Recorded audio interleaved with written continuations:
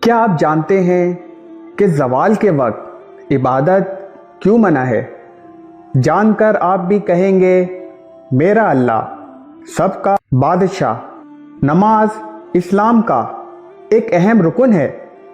اس کی اہمیت کا اندازہ اس بات سے لگایا جا سکتا ہے کہ قرآن پاک اور احادیث مبارکہ میں بار بار نماز قائم کرنے کی تائید کی گئی ہے۔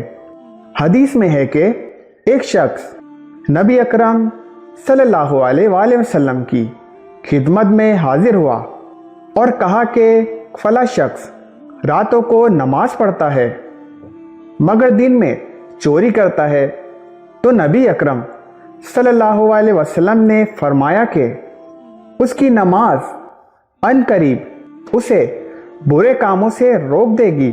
سورہ عنکبوت کی آیت نمبر 45 میں ارشاد ہے کہ بے شک نماز بے حیائی اور برے کاموں سے روکتی ہے۔ اس کے علاوہ سورہ مدثر میں ارشاد باری تعالیٰ ہے، جنت والے جب جہنم والوں سے پوچھیں گے کہ کیا چیز انہیں دوزخ میں لے آئی، تو وہ کہیں گے کہ ہم نماز نہیں پڑھتے تھے۔ کچھ سوالات ایسے بھی ہوتے ہیں جن کا خیال تو سب کے ذہنوں میں آتا ہے لیکن اس کی حقیقت معلوم نہیں ہوتی۔ ایسا ہی ایک سوال تمام مسلمانوں کے ذہنوں میں بھی یقیناً آتا ہوگا کہ زوال کے وقت عبادت کیوں نہیں کی جاتی، یا زوال کے وقت عبادت کرنا کیوں منع ہے۔ کہا یہ جاتا ہے کہ زوال کے وقت تلاوت قرآن اور دیگر تسبیحات نہیں کرنی چاہیے۔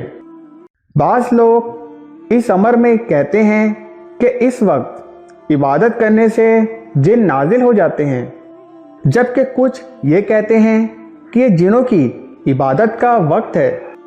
حقیقت یہ ہے کہ طلوع آفتاب، غروب آفتاب اور زوال کے وقت کفار سورج کی پوجا کرتے تھے، اس لیے مسلمانوں کو ان اوقات میں عبادت کرنے سے منع کر دیا گیا تاکہ کفار یہ نہ سمجھ بیٹھیں کہ مسلمان بھی ان کی طرح سورج کی پوجا کرتے ہیں۔